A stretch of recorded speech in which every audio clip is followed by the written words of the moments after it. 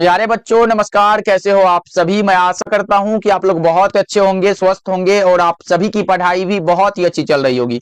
तो साथियों, आज के इस क्लास में हम लोग पढ़ने वाले हैं 12th क्लास के हिंदी का top 100 most important objective question. और ये सारा प्रश्न आपके मॉडल पेपर से सिलेक्ट किया गया, इसलिए बच्चों आज के क्लास को बिल्कुल ध्यान से देखिएगा और इस क्लास में दिए जाने वाले सारे प्रश्नों को आप लोग अच्छे से याद भी करते चलिएगा। ओके जी, चलिए फिर क्लास को स्टार्ट करते हैं। और पहला नंबर सवाल आपके सामने है, तो आंसर को चैट सेक्शन में जरूर लगाते चलिएगा। देखिए, पहला नंबर सवाल पूछा जा रहा है, दिल छोटा करना मुहावरे का अर्थ क्या होगा। दिल छोटा करना मुहावरे का जो सही अर्थ होता है वो होता है हतोत्साहित होना। सही जवाब ऑप्शन नंबर ए हो जाएगा। बच्चा पार्टी मैं यही अनुरोध करूंगा, आप लोग भी आंसर को लगाते चलना, जिससे कि आपका रिवीजन अच्छे से हो जाए। देखिए, अब दूसरा नंबर सवाल आपके सामने है, लगाते चलो आंसर। देखिए, दूसरा नंबर सवाल पूछा जा रहा है, आंखों का तारा होना मुहावरे का अर्थ क्या होगा। आंखों का तारा मतलब बहुत ही प्यारा होना बच्चों, प्रिय होना। Correct answer option number B हो जाएगा 2 का। ओके जी, चलो तीसरा नंबर सवाल देखो, पूछा जा रहा है, लाल पीला होना मुहावरे का अर्थ क्या होगा। एकदम क्रोध से लाल पीला होना, भाई कौन सा क्रोध करना। Correct answer option number C हो जाएगा। और बच्चा पार्टी मैं बता दूं, अगर मॉडल पेपर के अनुसार हिंदी की बात करें तो बहुत ही आसान पेपर आया, तो मुझे नहीं लगता कि एग्जाम में कुछ हार्ड आएगा, ऐसा नहीं आने वाला है। बस आप लोग अच्छे से मेहनत करो, अपने ये मेहनत पे भरोसा रखो, एक भी क्वेश्चन ऐसा नहीं होगा जो बाहर आएगा। बच्चा पार्टी अच्छे से मेहनत करना। चलो आगे बढ़ते हैं, अगला नंबर सवाल देखो। फोर्थ नंबर सवाल है, गोद में सोने वाला क्या कहलाता है। गोद में सोने वाला के लिए एक शब्द होता है अंकशाई। क्या होता है बच्चों, अंकशाई। Correct answer option number C हो जाएगा। चलो आगे बढ़ते हैं, पांचवा नंबर सवाल देखो, शिक्षा शब्द क्या होता है। शिक्षा पुल्लिंग है, स्त्रीलिंग है, उभयलिंग है, या इनमें से कोई नहीं। क्या होता है बच्चों, ये स्त्रीलिंग होता है। शिक्षा क्या होता है, स्त्रीलिंग। करेक्ट आंसर बी हो जाएगा। चलो आगे बढ़ते हैं, अगला नंबर सवाल देखो, पूछा जा रहा है, सभा क्या होता है। सर सभा जो शब्द होता है ये भी स्त्रीलिंग होता है, तो करेक्ट आंसर क्या लगाएंगे, ऑप्शन बी बिल्कुल सही आंसर हो जाएगा। चलो जी, नेक्स्ट नंबर सवाल है 7 नंबर सवाल, परीक्षा क्या होता है। परीक्षा भी शब्द जो होता है ना बच्चा पार्टी, वो भी स्त्रीलिंग ही शब्द है। सही जवाब ऑप्शन नंबर बी हो जाएगा। अगला नंबर सवाल क्या करा, घी शब्द क्या होता है। घी का बताओगे क्या बच्चा पार्टी, आप लोग जल्दी से लगा दो। घी जो शब्द होता है ये पुल्लिंग के अंतर्गत आता है। सही जवाब ऑप्शन नंबर ए हो जाएगा। ओके चलो आगे बढ़ते हैं, अगला नंबर सवाल है, वचन के कितने भेद होते हैं। बहुत ज्यादा इंपॉर्टेंट होते हैं बच्चों, ये बहुत ज्यादा इंपॉर्टेंट है क्योंकि वचन चैप्टर से यही वाला ज्यादा बार ये पूछा गया आपके एग्जाम में। चलो बता दो 9 का करेक्ट आंसर। वचन की अगर हिंदी की बात करें तो हिंदी में 2 होते हैं बच्चों, एक वचन और बहुवचन। ओके, ऐसे संस्कृत में 3 होते हैं, लेकिन हम लोग हिंदी को पढ़ रहे हैं तो हिंदी का ही लगाएंगे। अग्नि का पर्यायवाची क्या होगा। अग्नि का पर्यायवाची क्या है भाई, पावक हो जाएगा। क्या correct answer option number D हो जाएगा। ओके चलो आगे बढ़ते हैं, अगला नंबर सवाल देखो, 11 नंबर सवाल है, कमल का पर्यायवाची क्या होगा। कमल का पर्यायवाची बड़ा ही आसान सा सवाल है और आप लोग लगा दोगे, जल्दी से लगा दो, क्या होगा।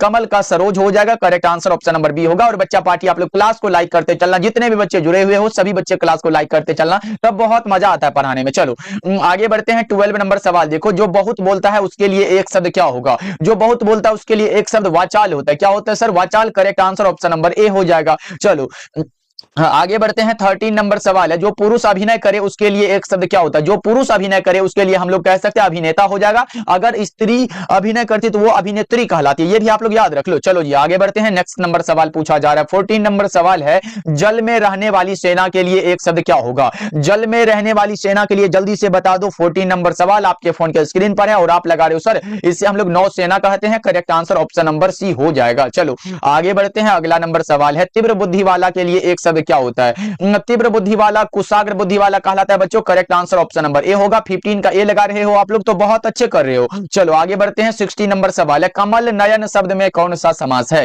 देखो कमल नयन, कमल के समान नयन, के समान किसके समान, तो कमल के समान। यहां पे तुलना हो रहा है बच्चों, आप लगाओगे सर कर्मधारय समास। करेक्ट हो जाएगा। आगे बढ़ते हैं, 17 नंबर सवाल है, आजीवन शब्द में कौन सा समास है। आजीवन में हमारा अव्ययी भाव समास। करेक्ट हो जाएगा। आजीवन में कैसा समास बच्चों, अव्ययी भाव समास। सही जवाब ऑप्शन नंबर ए हो जाएगा। चलो 18 नंबर सवाल है, अग्रज अनुज शब्द कौन समास है। अग्रज और अनुज बीच में जो ये लाठी लगा रहे ना भाई, ये हमारा द्वंद्व समास। करेक्ट आंसर बी हो जाएगा। चलो और अगला नंबर सवाल है आपके सामने, बताते चलो बच्चा पार्टी फटाफट से कर लेते। वैसे आप लोगों को ये सारा प्रश्न याद ही होगा। देखो नवरत्न में कौन सा समास है। नंबर का बोध हुआ द्विगु समास। देखो कितना आसान आसान सवाल है ना मेरे भाई, इसी प्रकार से याद करते चलना। आयुष्मान का पर्यायवाची क्या होगा। आयुष्मान का पर्यायवाची हो सकता है चिरंजीवी। क्या होगा बच्चों, चिरंजीवी। करेक्ट आंसर बी हो जाएगा। 20 का सारे बच्चे बी लगा सकते हो। चलो आगे बढ़ते हैं, 21 नंबर सवाल है, पृथ्वी का पर्यायवाची क्या होगा। पृथ्वी का पर्यायवाची पूछा गया, कितना आसान सा सवाल है सर, भूमि हो जाएगा। Correct answer. आगे बढ़ते हैं, हमारे साथ आंसर को जरूर लगाते चलोगे। संधि के कितने भेद होते हैं, तो बच्चों हमने कितना बार बता चुका है, स्वर संधि, व्यंजन संधि, विसर्ग संधि। कितना हुआ, 3 हुआ ना। सही जवाब ऑप्शन नंबर सी बिल्कुल सही आंसर हो जाएगा। याद रखने वाली चीजें हैं, ये सब याद रखोगे आप लोग। चलो आगे बढ़ते हैं, अगला नंबर सवाल है 23 नंबर सवाल है, दिगंबर का संधि विच्छेद क्या होगा? दिक जोर अंबर, कौन सा में दिया गया? सही जवाब ऑप्शन ए होगा। 23 का ऑप्शन नंबर ए लगा सकते हो आप लोग। और बच्चा पास, चलो जी अगला नंबर सवाल है 24 नंबर सवाल है, यशोदा शब्द का संधि विच्छेद क्या होगा? यशः जोड़ दा बराबर यशोदा होता है, कौन सा? यशोदा। करेक्ट आंसर डी हो जाएगा बच्चों। चलो आगे बढ़ते हैं, 25 नंबर सवाल है, और ये हिंदी और इंग्लिश दोनों मीडियम के लिए बच्चा पार्टी, घबराना नहीं है। बस हिंदी मीडियम में फिजिक्स केमिस्ट्री बायो मिलता है और इंग्लिश मीडियम में फिजिक्स और केमिस्ट्री का तैयार है, सारे बच्चे जरूर लीजिएगा। देखो तपोवल का संधि विच्छेद क्या होगा? तपह जोड़ बल बराबर तपोवल होता है, सही जवाब ऑप्शन नंबर बी हो जाएगा। चलो आगे बढ़ते हैं, 26 नंबर सवाल है, वार्तालाप का संधि विच्छेद क्या होगा? वार्तालाप का संधि विच्छेद आप बताओगे क्या बच्चा पार्टी? वार्ता जोड़ आलाप बराबर वार्तालाप, करेक्ट आंसर ए हो जाएगा। चलो आगे बढ़ते हैं, 27 नंबर सवाल आपके सामने है, महेश का संधि विच्छेद क्या होगा? महा जोड़ ईश बराबर महेश होता है, जल्दी से बता दो। करेक्ट आंसर डी में दिया गया है। चलो अगला नंबर सवाल है, कठोर का विलोम क्या होगा? कठोर का उल्टा पूछा गया। विलोम मतलब क्या होता है मेरे भाई? उल्टा शब्द पूछा गया। कठोर का क्या होगा? कोमल हो जाएगा क्या? सही जवाब ऑप्शन नंबर सी बिल्कुल सही हो जाएगा। चलो आगे बढ़ते हैं, 29 नंबर सवाल है, स्तुति का विलोम क्या होगा? निंदा हो जाएगा, सही जवाब ऑप्शन नंबर बी हो जाएगा। अगला नंबर सवाल का जवाब जल्दी से बता दो, कनिष्ठ का विलोम क्या होगा? कनिष्ठ का विलोम आप बताओगे क्या बच्चों? कौन सा होगा? करेक्ट आंसर ज्येष्ठ हो जाएगा। याद रखने वाली चीजें हैं, जरूर याद रखोगे। 31 नंबर सवाल है, अंतरंग का विलोम क्या होगा? अंतरंग का विलोम बहिरंग होता है, करेक्ट आंसर ए होगा। ये रहा आपके सामने अगला नंबर सवाल। 32 नंबर सवाल है, तिमिर शब्द का विलोम क्या होगा? तिमिर मतलब क्या होता है बच्चा पार्टी? जल्दी से बता दो। तिमिर मतलब अंधकार होता है और प्रकाश से लगा लो, सही जवाब सी हो जाएगा। आगे बढ़ते हैं, अगला नंबर सवाल है, कृष्ण का विलोम क्या होगा? कृष्ण का विलोम शुक्ल हो जाएगा, सही जवाब बी होगा। विज्ञान में कौन सा उपसर्ग होगा बच्चा पार्टी? वी प्लस ज्ञान बराबर विज्ञान होता है, तो करेक्ट आंसर बी हो जाएगा। ओके चलो हाँ आगे बढ़ते हैं, 35 नंबर सवाल है, पुरातन में कौन सा उपसर्ग? पूरा जोड़ तन क्या होगा बच्चों? पूरा। और कौन सा? पूरा और तन होता है। अब देखो इसमें एक तन शब्द है, पूरा क्या होगा? इसका उपसर्ग हो जाएगा, करेक्ट आंसर सी हो जाएगा। चलो आगे बढ़ते हैं, 36 नंबर सवाल है, आदि काल में कौन सा उपसर्ग है? आदि और काल बराबर आदि काल, करेक्ट आंसर ये होगा। उपसर्ग वाला भाई आसान ही होता है, हर एक बार आप अच्छे से बना के आओगे। चलो आगे बढ़ते हैं, ममेरा में कौन सा प्रत्यय है? मम जोड़ एरा, मम जोड़ एरा बराबर ममेरा, करेक्ट आंसर ए होगा। बच्चा पार्टी क्लास को लाइक करते चलना बहुत गलत बात है, और जितने बच्चे नए जुड़ रहे हो सब्सक्राइब करते चलना बच्चा पार्टी, अभी से लेके एग्जाम तक हल्का मचाने के लिए। देखो पढ़ाई में कौन सा प्रत्यय है? पढ़ जोड़ आई, आई कहां है? तो ऑप्शन ए में दिया गया है। चलो हाँ, आगे बढ़ते हैं, 39 नंबर सवाल है, दिखावट में कौन सा प्रत्यय? दिख जुड़ आवट, आवट कहां है? करेक्ट आंसर डी में दिया गया है, करेक्ट आंसर डी बिल्कुल सही हो जाएगा। चलो आगे बढ़ते हैं, 40 नंबर सवाल है, शास्त्र शब्द का विशेषण क्या होगा? शास्त्र का पूछा गया बच्चों, कौन सा होगा? शास्त्रीय हो जाएगा क्या? शास्त्रीय बिल्कुल करेक्ट आंसर है, 40 का ऑप्शन नंबर बी हो जाएगा। चलो आगे बढ़ते हैं बच्चा पार्टी, अगला नंबर सवाल 41 नंबर सवाल है, रंग का विशेषण क्या होगा? रंग का विशेषण बता दो, जल्दी से बता दो आप लोग, कौन सा करेक्ट आंसर हो जाएगा? रंग का रंगीन, करेक्ट आंसर डी हो जाएगा। आगे बढ़ते 42 नंबर सवाल है, वेद का विशेषण क्या होगा? जो संज्ञा और सर्वनाम की विशेषता को बतलाता हो वही हमारा विशेषण होता है। वेद का वैदिक, वेद का क्या होगा बच्चों? वैदिक, करेक्ट आंसर ए होगा। आचार्य का, आचार्य में कौन सा संज्ञा है? जल्दी से बता दो। अच्छा बता दो, आचार्य भाई बहुत प्रकार के होते हैं, दुनिया में कई सारे आचार्य हैं, इसलिए हम कहेंगे सर उसके आचार्य का एक जाति कह सकते हो, जातिवाचक के अंतर्गत आते हैं। चलो यहाँ पे कोई विशेष आचार्य का नाम नहीं दिया गया। देखो चतुराई में कौन सी संज्ञा है? चतुर आई, बता दो कौन सा होगा? चतुर आदमी को देख सकते लेकिन उसके अंदर के चतुराई को नहीं देख सकते भाई, तो बता दो कौन सा होगा? हमारा भाववाचक, करेक्ट आंसर हो जाएगा। गुच्छा शब्द में कौन सी संज्ञा? जल्दी जल्दी से बता दो, गुच्छा में संज्ञा कौन सा होगा? देखो गुच्छा मतलब बहुत सारा, एक साथ बहुत सारा, समूहवाचक हो जाएगा ना। चलो आगे बढ़ते हैं, 46 नंबर सवाल है, प का उच्चारण स्थान क्या होता है? हमने बताया था कि अगर प आए, फ आए, ब आए, भ आए या फिर म आए, ये सब का ओष्ठ होता है। क्या होता है बच्चों? ओष्ठ, करेक्ट आंसर सी हो जाएगा। आगे बढ़ते हैं, 47 नंबर सवाल है, द का उच्चारण स्थान क्या होगा? द का उच्चारण स्थान बता दो, दंत हो जाएगा। द का दंत यानी कि त पूछे, थ पूछे, द पूछे या फिर ध पूछे या दंत न, ये सब पूछा जा रहा है तो आप आंख बंद के ऐसे करके दंत लगा देना बच्चा, सही हो जाएगा। चलो आगे बढ़ते हैं। वैसे अगर उच्चारण स्थान की बात करें तो बच्चा पार्टी 3 से 4 ऑब्जेक्टिव आ जाता है आपके एग्जाम में। देखो क का उच्चारण स्थान क्या होगा? क से कंठ लगा लो, सिर्फ इतना ट्रिक के माध्यम से याद रखो। कंठ वाला कहां दिया गया? कंठ, ऑप्शन नंबर डी होगा। याद रखोगे ना बच्चा पार्टी, क ख ग घ ये कोई भी आए ये आप कंठ लगा के आना, बिल्कुल सही हो जाएगा। चलो आगे बढ़ते हैं, 49 नंबर सवाल है, कारक के कितने भेद होते हैं? कारक भाई पढ़े हो ना, कारक 8 प्रकार के होते हैं। कारक के कितने भेद हैं? 8 भेद है, करेक्ट आंसर सी हो जाएगा। देखो पेड़ से पत्ते गिरते हैं किस कारक का उदाहरण है? पेड़ से पत्ते गिरते हैं वो कारक होता है आपादान कारक, करेक्ट आंसर सी होगा। आगे बढ़ते हैं, अगला नंबर सवाल है कि करण कारक का चिन्ह कौन सा है। करण कारक का जो चिन्ह होता है वो कौन सा होता है, किसके द्वारा इसे हम लोग निरूपित करते हैं, उसका नाम बताओ। से के द्वारा। करेक्ट आंसर भी हो जाएगा। चलो आगे बढ़ते हैं। 52 नंबर सवाल है बालकृष्ण भट्ट, हाँ ये बहुत ज्यादा इंपॉर्टेंट है, ये बालकृष्ण भट्ट के चैप्टर का यही एक ऐसा प्रश्न जो इंपॉर्टेंट है। बालकृष्ण भट्ट द्वारा की रचना निम्न में से कौन है। देखो, जूठन ओम प्रकाश वाल्मीकि, रोज अज्ञे जी, तिरिच उदय प्रकाश और बातचीत Balkrishna Bhatt. Correct answer D हो जाएगा। चलो आगे बढ़ते हैं। अगला नंबर सवाल है सूबेदारनी किस कहानी की पात्रा है। सूबेदारनी देखो, जूठन तो होगा नहीं क्योंकि ये आत्मकथा है और यहाँ पे कहानी दिया गया, तो ये हमारा ऐसे ही गलत हो जाएगा। अब तीन ऑप्शन को चुनो। सूबेदार, सूबेदारनी, लहना सिंह, इसमें आया ना भाई। करेक्ट आंसर सी होगा। ओसदानी नहीं, रोज भी नहीं होगा। चलो आगे बढ़ते हैं बच्चों। अगला नंबर सवाल है उसने कहा था किस प्रकार की कहानी है। उसने कहा था चरित्र प्रधान होगा क्या बच्चा पार्टी, जल्दी से लगा दो। ऐसे हमें लगता है कि ये चरित्र प्रधान करेक्ट आंसर होना चाहिए, ऐसे होता है कर्म प्रधान, तो यहाँ पे कर्म प्रधान नहीं दिया गया, इसलिए करेक्ट आंसर आप लोग ए को लगा सकते हो, बिल्कुल करेक्ट हो जाएगा, जो कि चंद्रधर शर्मा गुलेरी के द्वारा लिखा गया। देखो रामधारी सिंह दिनकर की रचना निम्न में से कौन है, वही वाला अर्धनारीश्वर वाला बात हो गया। करेक्ट आंसर बी होगा। संपूर्ण क्रांति जयप्रकाश नारायण, तिरिच उदय प्रकाश, शिक्षा जय कृष्ण मूर्ति, ये सब नहीं होने वाला है। चलो आगे बढ़ते हैं। 56 नंबर सवाल है रामधारी सिंह दिनकर का जन्म स्थान कहां है। सिमरिया बेगूसराय बिहार में है। Simaria Begusarai Bihar. Correct answer D हो जाएगा। चलो आगे बढ़ते हैं। 57 नंबर सवाल है रामधारी सिंह दिनकर किस युग के कवि थे। युग पूछा गया ना बच्चा पार्टी, छायावाद उत्तर युग लगा लो ना, करेक्ट हो जाएगा ना। चलो आगे बढ़ते हैं। 58 नंबर सवाल है निम्न में से किस कहानी में गैंग्रीन का उल्लेख है। गैंग्रीन नामक बीमारी का जो उल्लेख है वो रोज चैप्टर में, जिसके रचनाकार का नाम बताए तो बच्चा पार्टी ये अज्ञे जी है। चलो आगे बढ़ते हैं। 59 नंबर सवाल है रोज शीर्षक कहानी की नायिका कौन है। नायिका मालती है भाई। करेक्ट आंसर भी होगा। अब एक प्रश्न आप लोगों से ये रहा, बता दो कि मालती के पति का नाम क्या था। मालती के पति का नाम लगा दोगे क्या, अगर लगा दिए तो एक प्रश्न और रहा आपसे कि मालती महेश्वर के संतान का नाम क्या था, ये भी आप लोग चैट सेक्शन में बताओगे। ओके चलो आगे बढ़ते हैं। अगला नंबर सवाल 60 नंबर सवाल है अज्ञे के पिताजी का नाम क्या था। अज्ञे के पिताजी का नाम था डॉक्टर हीरानंद शास्त्री। क्या नाम था बच्चा पार्टी, डॉक्टर हीरानंद शास्त्री। माताजी का नाम था व्यंती देवी। क्या था बच्चा, व्यंती देवी। ये भी याद रख लो, इंपॉर्टेंट है, आएगा तो लगा के आओगे। चलो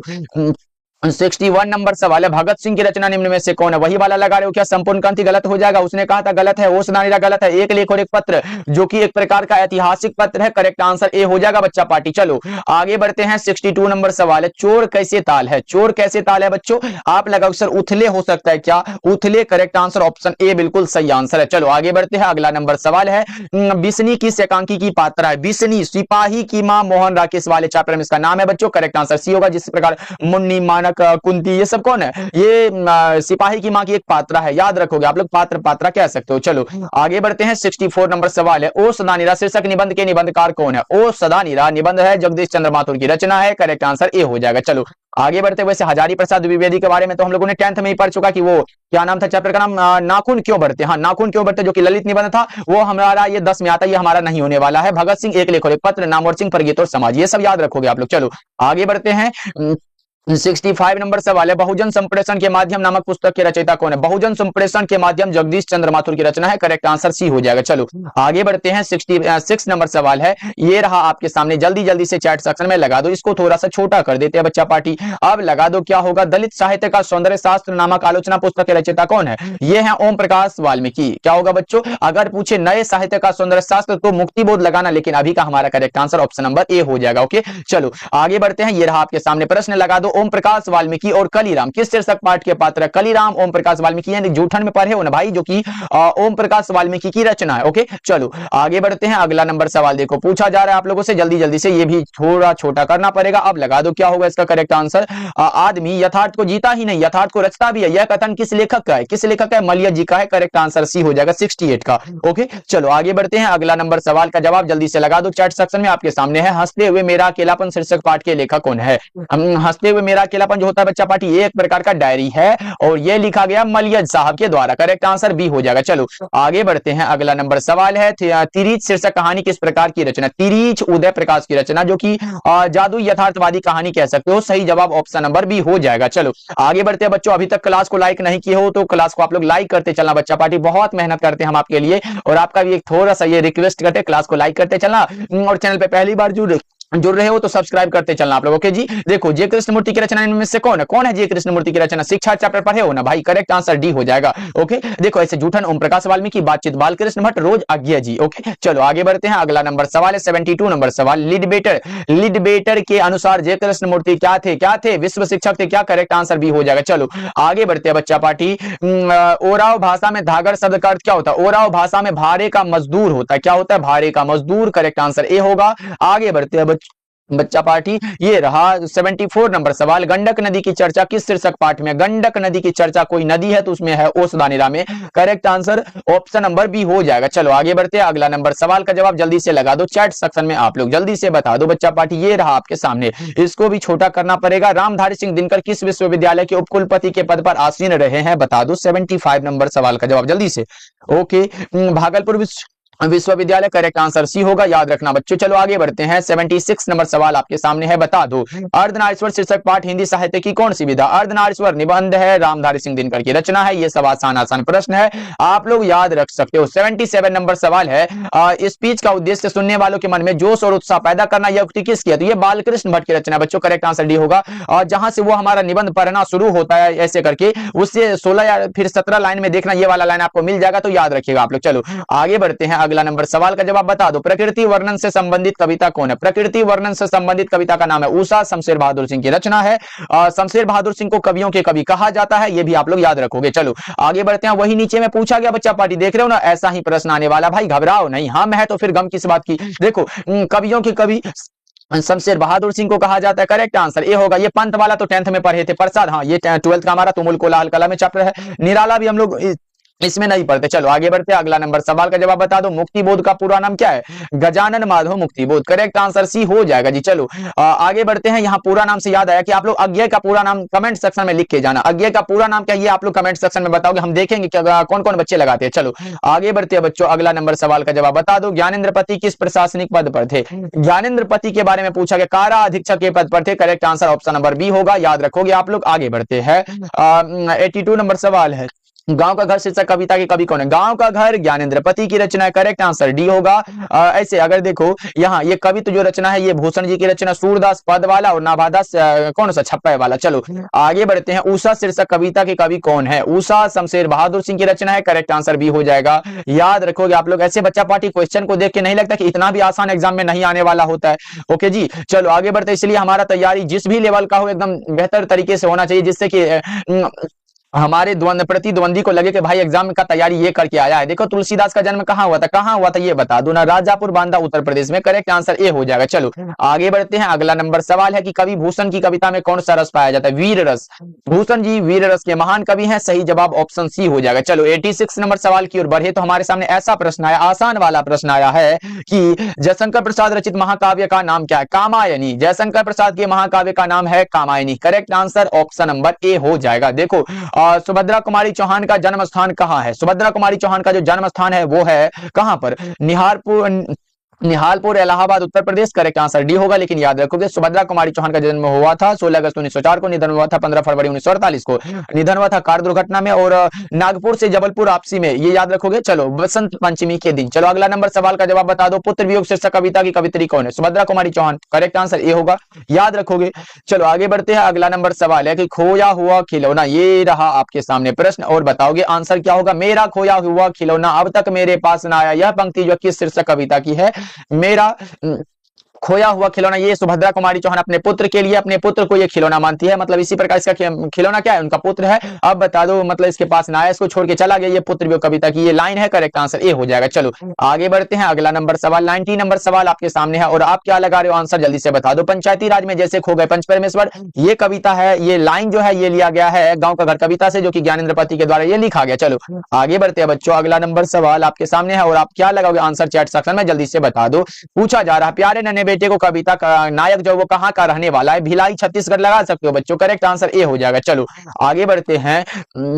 93 नंबर सवाल पूछा जा रहा है, दानव दुरात्मा एक मानव की आत्मा की है पंक्ति किस शीर्षक कविता की है? दानव दुरात्मा एक मानव की आत्मा, एक जन जन का चेहरा, एक से लिया गया गजानन माधव मुक्तिबोध की रचना। चलो आगे बढ़ते हैं बच्चों। 93 नंबर सवाल है, छत्रसाल दशक शीर्षक कृति के रचनाकार कौन है? छत्रसाल दशक बताओ जी, कितना आसान सा सवाल है।